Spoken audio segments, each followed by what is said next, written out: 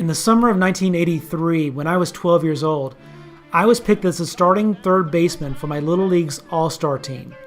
Yeah, we had dreams of going to Williamsport to play in the Little League World Series, but unfortunately, we weren't very good, and we didn't even make it past our first local tournament. But every year, I still try to watch a few games of the Little League World Series, and with this year's series ending this past weekend, I thought it'd be interesting to do an episode of A Million Movies centered on baseball. And for my jumping off point, I picked my favorite movie about Little League Baseball, the 1976 classic, The Bad News Bears. Here's a tease of what's to come.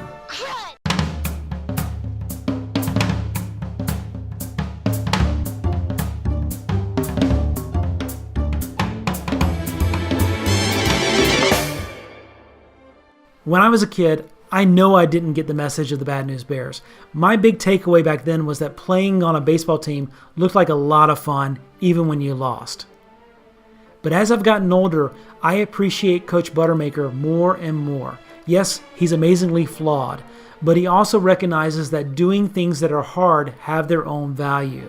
I go back to one scene in particular fairly regularly. After getting blown out by the Yankees in their opening game, the team shows up for practice to let Buttermaker know that they don't want to play anymore. Buttermaker listens to them, and then he gives them this great piece of advice. I'm sorry, but this quitting thing, it's a hard habit to break once you start.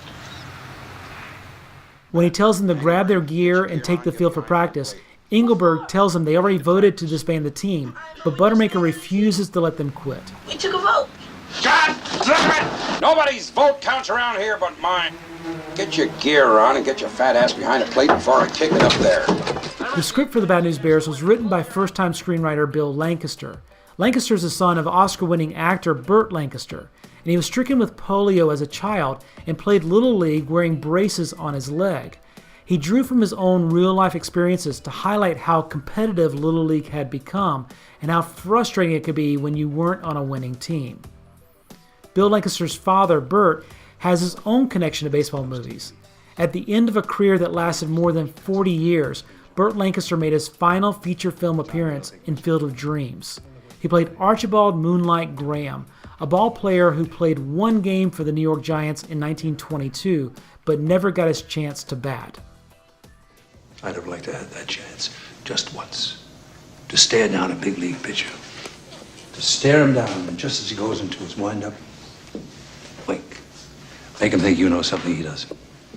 The Field of Dreams eventually gives Moonlight Graham that chance to stare down a big league pitcher and to give him a wink.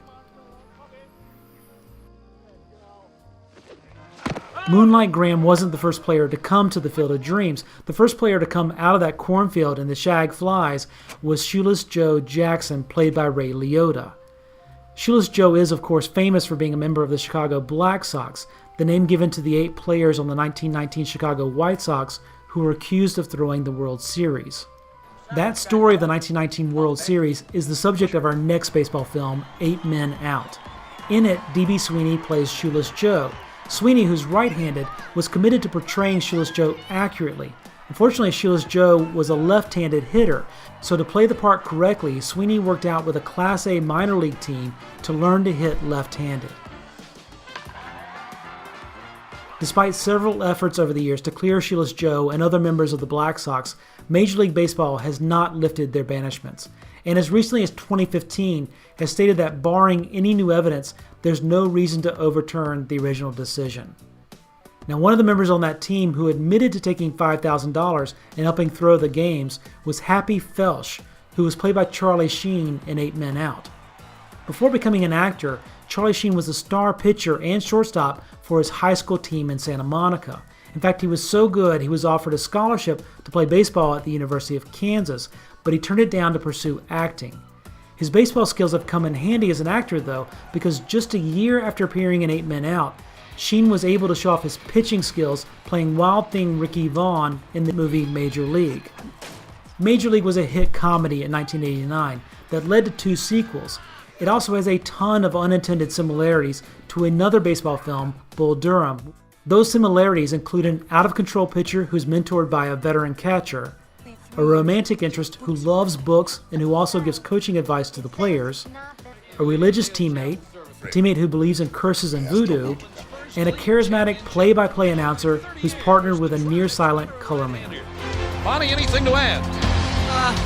No. He's not the best color man in the league for nothing, folks. All right. The love interest in Bull Durham, played by Susan Sarandon, is Annie Savoy.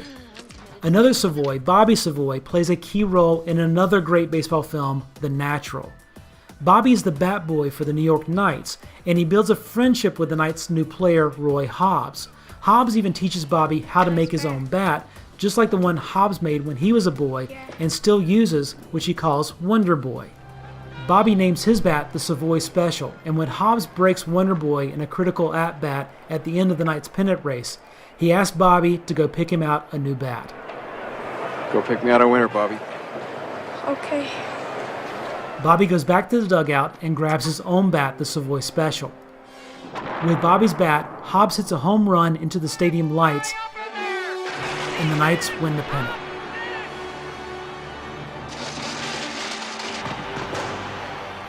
This iconic shot of Hobbs rounding the bases as the broken lights cascade down around him was repeated several years later in the 1993 film The Sandlot.